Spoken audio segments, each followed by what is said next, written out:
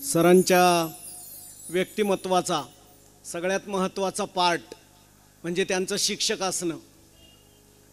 प्रत्येक माणूस आपल्या पोटाची खळगी भरण्यासाठी काहीतरी काम करत असतो,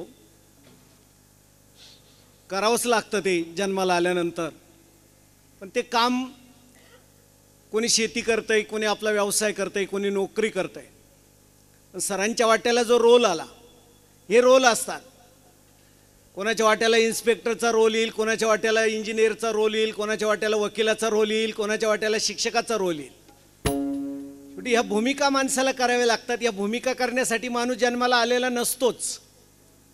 माणूस कशासाठी जन्माला आलाय याचा 2500 वर्षांपूर्वी बुद्धांना म्हणजे विचारलेला प्रश्न आहे भिक्खूंनी।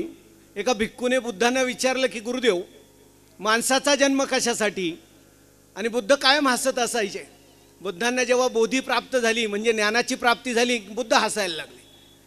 ते तिथून पुढं वयाच्या 81व्या वर्षी जाऊपर्यंत हसत होते आणि मृत्यूनंतरही बुद्धांच्या चेहऱ्यावर हसू होतं।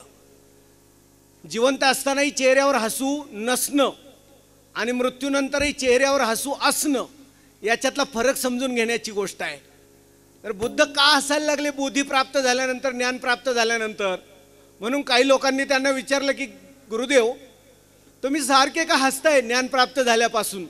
तेव्हा बुद्ध म्हटले, मी का हसतोय माहिती का? अरे ज्ञान बाहेर कुठं नव्हतंच, ते माझ्या आतच होतं, पण मी ते बाहेर शोधत बसलो इतके वर्ष, म्हणून माझ्याच मूर्खपणाचं मला आता हसू येतंय।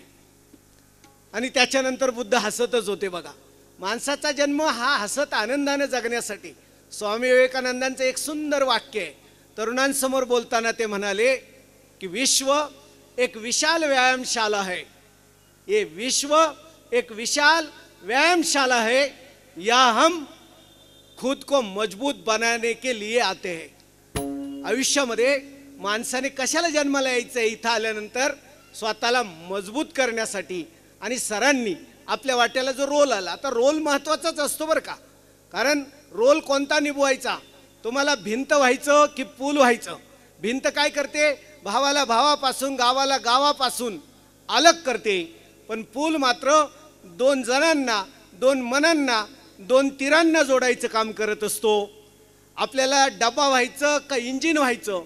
डब्बा स्टेशनातच पडून असतो, इंजिन मात्र त्या डब्यांना घेऊन जात असतं। आपल्याला गेंडा व्हायचं की मुंगी व्हायचं? गेंडा काय करतो? जे आहे ते तोडतो, फोडतो, मोडतो, उद्ध्वस्त करून टाकतो। मुंगी मात्र कणकण गोळा करून आणते आणि छानसं वारूळ रचते। तेव्हा आपली भूमिका नेमकी कोणती आहे? सुईची भूमिका करायची की तलवारीची भूमिका करायची? तलवार काय करते? तलवार ताकदवान आहे, पण ती जोडू शकत नाही, ती तोडते। सुई छोटी आहे, मामूली आहे, किमती नाही आहे तितकी, पण सुई जोडण्याचं काम करते। म्हणून नाना, ग्रामसभेत जर जास्त भांडणं होत असतील तर स्त्रियांना बोलवा आणि त्यांना सुईद्वाऱ्याचं वाटप करा। म्हणजे सुईद्वारा वाटप झालं की जोडायचं काम गावात चालू होईल। सुईची भूमिका महत्त्वाची। सरांच्या आयुष्यामध्ये शिक्षकाचा रोल आला। आता एक शिक्षक काय करतो? सरांनी 30 वर्षे शिक्षक म्हणून काम केले। वडगाव पानला केले, कोलेवाडीला केले, संगमनेरमध्ये केले, आंभोऱ्याला मुख्याध्यापक म्हणून ते निवृत्त झाले। एक शिक्षक आपल्या आयुष्यात काय करतो? लोक म्हणतील पगार कमावतो। आणि बऱ्याच जणांच्या डोळ्यावर तर शिक्षकांचाच पगार असतो, कारण त्यांना खरे पगारवाले लोकच माहीत नसतात। खरा पगार कोणाला आहे, वर कमाई कोणाला आहे ते माहीत नसतं। त्याच्यामुळे सगळे म्हणतात शिक्षकांना पगार फार झालेत, कारण खरा पगार माहीत नाही। गुगलच्या सीओचा पगार आहे 1854 कोटी वर्षाचा, 5 कोटी रुपये रोज आहे त्याला, पण खरा पगारच माहीत नाही। आपण म्हणतो मास्तरांचेच पगार लय झाले, आणि ते मास्तर बिचारा आपल्या पोरांना शिकवतोय आणि त्याचंच फाळका आपण काढतोय। तेव्हा खरे पगार सुद्धा समजून घ्यायला पाहिजे। खरं समाजासाठी कोण काम करतंय हे सुद्धा समजून घ्यायला पाहिजे। एका शिक्षकाची आठवण काढत असताना एक शिक्षक काय करत असतो? तर एक शिक्षक आपल्या हातांनी हजारो विद्यार्थी घडवत असतो आणि ते हजारो विद्यार्थी या सुंदर समाजाची निर्मिती करत असतात। म्हणून कोठारी आयोगामध्ये एक वाक्य आलेलं आहे की शिक्षक काय करतो आणि शाळेच्या त्या पत्र्याच्या 4 भिंतींमध्ये काय घडतं तर शाळेच्या पत्र्याच्या त्या 4 भिंतींमध्ये कोठारी आयोगामध्ये म्हटलेलं आहे, शाळेच्या पत्र्याच्या त्या 4 भिंतींमध्ये राष्ट्र घडत असतं, राष्ट्र. म्हणून कळत न कळत एक शिक्षक आपल्या मुलांना शिकवता शिकवता राष्ट्र घडवत असतो. आणि अशा राष्ट्र उभारणीच्या कामामध्ये सरांनी आपले 2 हात 30 वर्ष दिलेले आहेत. एक सुंदर वाक्य मित्रांनो, तुम्हाला काही चांगलं नाही करता आलं तर करू नका, पण जे चांगलं चाललंय ना तिथं जाऊन आपले 2 हात त्याच्यात सामील करा. हे सुद्धा पुण्य मिळवण्याचं एक उत्तम साधन आहे. आपले हात, आपला हात जगन्नाथ, आपले हातच आपल्याला पुण्याची आणि पैशांची प्राप्ती करून देऊ शकतात आणि आपले हातच दुसऱ्यांच्या मदतीला धावून जाऊ शकतात. इथं आता सरांच्या नावानं शाळांना देणगी दिली जाणार आहे. आमचे सुर्वे सर इथं आलेले आहेत. हायस्कूलला पण देणगी दिली जाणार आहे. पु ल देशपांडेंना एकदा पत्रकाराने पुण्यामध्ये प्रश्न विचारला होता की सगळ्यात सुंदर हात कोणाचे, सगळ्यात सुंदर हात कुणाचे, तेव्हा पु ल म्हणाले सगळ्यात सुंदर हात देणाऱ्याचे. सगळ्यात सुंदर हात असतात मित्रांनो देणाऱ्याचे. हाताची शोभा, हाताचं सौंदर्य ना तुमच्या अंगठ्यांमध्ये, ना तुमच्या ब्रासलेटमध्ये, ना तुमच्या नेल पॉलिशमध्ये, ना तुमच्या मेहंदीमध्ये. हातांचं सौंदर्य असतं देण्यामध्ये. आणि तो देण्याचा गुण सुद्धा आज सरांनी सुनील आणि धनंजय या आपल्या मुलांना दिलेला आहे. ते सुद्धा काम या ठिकाणी होणार आहे. कर्मवीर भाऊराव पाटील यांनी एक प्रतिज्ञा केली होती की ह्या महाराष्ट्रातल्या शेतकऱ्याच्या डोक्यामध्ये ज्ञान आणि पायामध्ये त्राण आल्याशिवाय मी माझ्या डोक्यावर शिरस्त्राण आणि पायात पादत्राण घालणार नाही. आणि म्हणून कर्मवीर भाऊराव पाटील महाराष्ट्रभर फिरत राहिले. काय करत होते? शाळा काढत होते. ज्याला समाज उभा करायचा आहे त्याने शाळा काढल्या पाहिजेत. बाबासाहेबांनी सुद्धा मिलिंद आणि सिद्धार्थ नावाचं कॉलेज काढलं. गाडगे बाबांनी सुद्धा आश्रम शाळा काढल्या. जेवढी मोठी माणसं जगात झाली, गांधीजींनी सुद्धा जीवन शिक्षण देणारी जीवन शिक्षण मंदिर नावाची शाळा सुरू केली. साने गुरुजी तर स्वतः शिक्षक राहून गुरुजी शब्दाची उंची वाढवणारा गुरुजी ठरले. अशी अनेक मोठी माणसं आहे की त्यांनी शाळा काढलेल्या आहेत. आणि तो भाऊराव पाटलांचा वारसा आपल्या आयुष्यामध्ये आपल्या जगन्नाथ मास्तर नावाच्या चुलत्यांकडनं सरांनी घेतला आणि सर शिक्षक झाले. आणि सर शिक्षक झाल्यानंतर आपलं कुटुंब असेल, आपले नातेवाईक असेल, आपलं गाव असेल आणि आपला समाज असेल, त्या समाजाला चांगल्या विचाराची, सुंदर विचाराची, सक्षम अशी माणसं, चांगले विद्यार्थी देण्याचं काम सरांनी केलं. कारण जीवनामध्ये गुरु हा बापापेक्षा मोठा असतो. तुम्हाला एक गंमत सांगतो. मॅसिडोना नावाचा प्रांत होता ग्रीसमध्ये. तिथला राजा होता फिलिप. आणि त्या फिलिप राजाचा राजपुत्र होता, त्याचं नाव होतं अलेक्झांडर. त्या अलेक्झांडरचं त्याच्या गुरुंवर खूप श्रद्धा होती. त्याचे गुरु होते ॲरिस्टॉटल नावाचे. आपल्याकडे जसे ज्ञानदेव, नामदेव, तुकाराम अशी आपली एक परंपरा आहे, तशी ग्रीसमध्ये सॉक्रेटिस, प्लुटो, अरिस्टॉटल अशी एक विचारांची परंपरा आहे.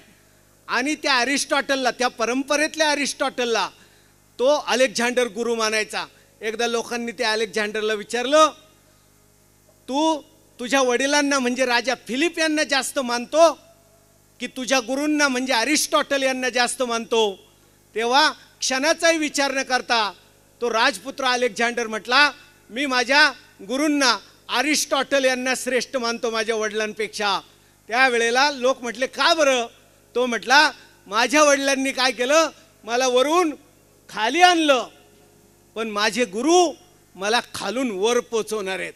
वडील आपल्याला वरून खाली आणत असतात, पण शिक्षक किंवा गुरु आपल्याला खालून वर नेत असतात. आणि म्हणून गुरु हा श्रेष्ठ असतो.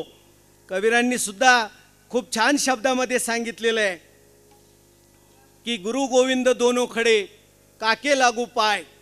गुरु गोविंद दोनों खडे काकू लागे पाय, बलिहरी गुरु आपकी जिसने गोविंद दिखाय. देव आणि गुरु हे जरी समोर उभे असले तर कबीरांनी उपस्थित केलेला प्रश्न, कोणाचे पाय पहिल्यांदा धरू? त्यावेळेला कबीर म्हणतात की पहिले देवाच्या आधी गुरुचे पाय धर. का? कारण गुरु तुला देव दाखवल, देव तुला गुरु नाही दाखवणार. म्हणून नारायणगिरी महाराज सुद्धा आपल्या कीर्तनामध्ये सांगायचे की बाबांनो, एक वेळेस तुम्हाला देव भेटणं सोपं आहे, पण चांगला गुरु किंवा चांगला संत भेटणं कठीण आहे. कारण तुकाराम महाराजांना सुद्धा जे गुरु भेटले ना, बाबाजी चैतन्य, आणि स्वप्नात येऊन त्यांनी गुरुमंत्र दिला, दृष्टांत दिला. आणि खरा वारकरी संप्रदायाचा मंत्र आहे ओम नमो वासुदेवाय. पण आता वारकरी संप्रदायाचा मंत्र कोणता झालाय? जो बाबाजी चैतन्य यांनी तुकाराम महाराजांना दिला, रामकृष्ण हरी मंत्र दिला. सोपा मंत्र आहे आता देवाची प्राप्ती करण्याचा. आणि त्या तुकाराम महाराजांचे गुरु सुद्धा 30 वर्षांपूर्वीच बाबाजी चैतन्य ह्या जगातनं गेलेले होते. त्यांनी स्वप्नात येऊन गुरुपद स्वीकारलेले आहे. म्हणजे गुरु भेटणं ही सुद्धा एक कठीण गोष्ट असते. तो गुरुचा रोल, तो शिक्षकाचा रोल आपल्या आयुष्यामध्ये सरांनी केला. पगारासोबत सरांनी पुण्याही कमावली. कारण पगार तर सगळेच कमावतात हो नोकरीमध्ये, परंतु पुण्याही कमवायची असते नोकरीमध्ये. आणि म्हणून मी नेहमी म्हणत असतो की शिक्षक कधी मरत नाही, शिक्षक अमर असतो. कारण एखादा शिक्षक किती वर्ष जिवंत आहे, तर त्याचा शेवटचा विद्यार्थी या पृथ्वीच्या पाठीवर जोपर्यंत जिवंत आहे तोपर्यंत त्या शिक्षकाला मरण नाही. शिक्षक अमर होऊ शकतो. आणि जुने शिक्षक खूप चांगले होते हो.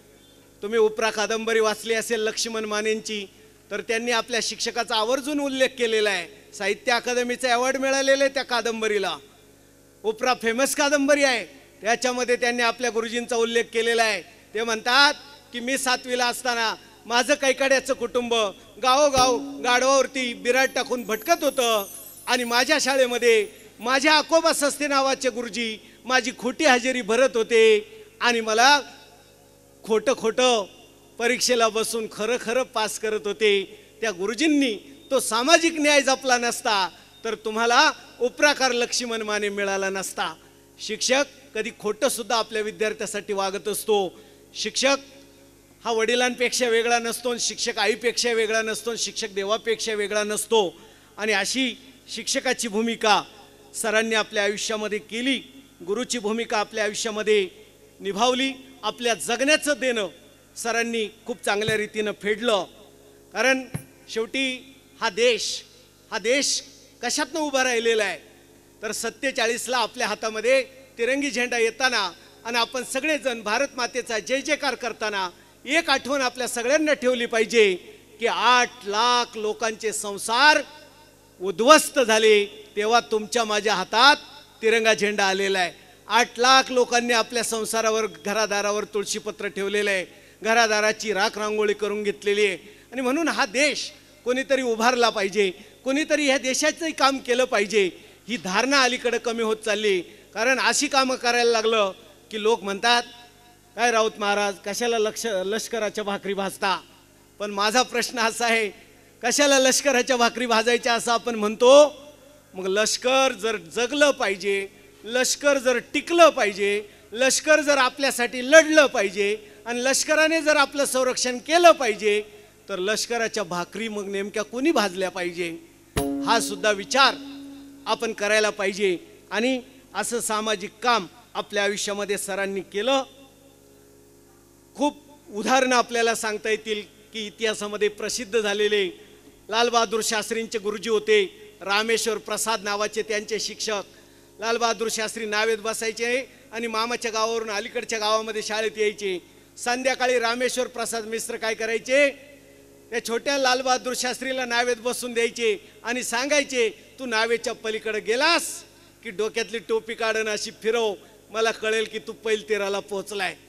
एक शिक्षक आहे रामेश्वर प्रसाद नावाचे की त्यांनी या देशाला लालबहादूर शास्त्री सारखं रत्न दिलं. 18च महिने पंतप्रधान राहिलेले लालबहादूर शास्त्री. आणि लालबहादूर शास्त्रींची आणखी एक गंमत सांगू का. लालबहादूर शास्त्री पंतप्रधान असताना त्यांनी 12,000 रुपये कर्ज काढलं होतं. कशाला, म्हणजे पंतप्रधानाला तेव्हा कर्ज काढावं लागायचं. 12,000 रुपये कर्ज काढलं होतं फिएट गाडी घ्यायला. आणि फिएट गाडी घ्यायला 12,000 रुपये कर्ज काढलं. आणि शास्त्रीजींचं ताशकंद कराराच्या वेळेला चीनमध्ये निधन झालं, रशियामध्ये निधन झालं, आपल्याला माहिती. तर त्यावेळेला शास्त्री जेव्हा वारले तेव्हा त्यांच्या पत्नीने त्यांचं 5,000 रुपये कर्ज फेडलं. म्हणजे जाताना शास्त्री किती प्रॉपर्टी ठेवून गेले होते कुटुंबाला, 5,000 रुपये कर्ज. आणि ते त्यांच्या निवृत्ती वेतनातून पत्नीने फेडलेले. अशी माणसं, चांगला शिक्षक जीवनात आला तर चांगली माणसं देशाला लाभत असतात आणि देश नव्हे तर हे जग सुंदर होत असतं. म्हणून गुरुचा महिमा निश्चित खूप मोठा आहे. गुरु परमात्म्यापेक्षा कमी नसतो. गुरु परमात्मा परेशू.